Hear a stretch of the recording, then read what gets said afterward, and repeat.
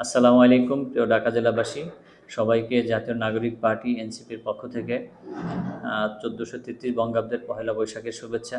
পহেলা বৈশাখ বাংলাদেশি মানুষের ইতিহাস, ঐতিহ্য, সংস্কৃতির নির্ভর একটি দিন। এই দিন আমরা বিভিন্ন পেশা, শ্রেণী পেশার মানুষ, ধর্ম, বর্ণ নির্বিশেষে প্রত্যেকে আমরা নিজস্ব সংস্কৃতিকে আনন্দ উদযাপন করে থাকি। আমরা মনে করি পহেলা বৈশাখ আমাদের সুখ, শান্তি, সমৃদ্ধির দিন। আমরা বিগত বছরের দুঃখ, কষ্ট নিজেদের মধ্যে দুরস্তিতে বলে আমরা সম্প্রীতিমূলক বাংলাদেশ গড়ে তুলব। আমরা বিগত সময় দেখেছি যে পহেলা বৈশাখের মতো একটি ইতিহাস, ঐতিহ্য সমৃদ্ধের দিনকেও কোনো একটি ব্যক্তি, কোনো একটি দল অন্য সারা দেশের মানুষের উপর চাপিয়ে, তাদের সংস্কৃতিকে সারা দেশের মানুষের উপর চাপিয়ে দিয়ে জনগণকে বাধ্য করত। আমরা চাই বাংলাদেশের ইতিহাস, ঐতিহ্য সমৃদ্ধ একটি দেশ। পহেলা বৈশাখে মানুষের ইতিহাস, ঐতিহ্য উদযাপিত হোক। প্রত্যেকটা মানুষ, সারা বাংলাদেশের মানুষ, ঢাকা জেলার মানুষ তাদের নিজস্ব সংস্কৃতি স্বাধীনভাবে উদযাপন করুক।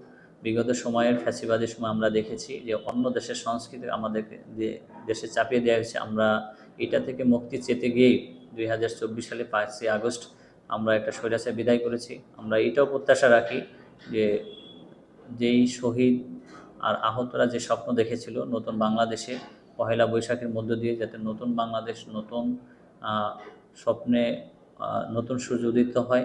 বাংলাদেশের মানুষের 70% মানুষের জুলাই গণভোট যেন সরকার বাস্তবায়ন করে।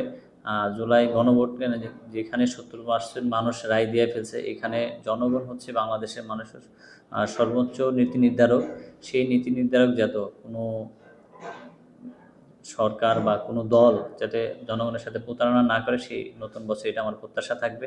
আমাদের প্রত্যাশা আগামীর বাংলাদেশ হবে নিজস্ব শিক্ষা, সংস্কৃতি, নিজস্ব ইতিহাস, ঐতিহ্যে পরিপূর্ণ।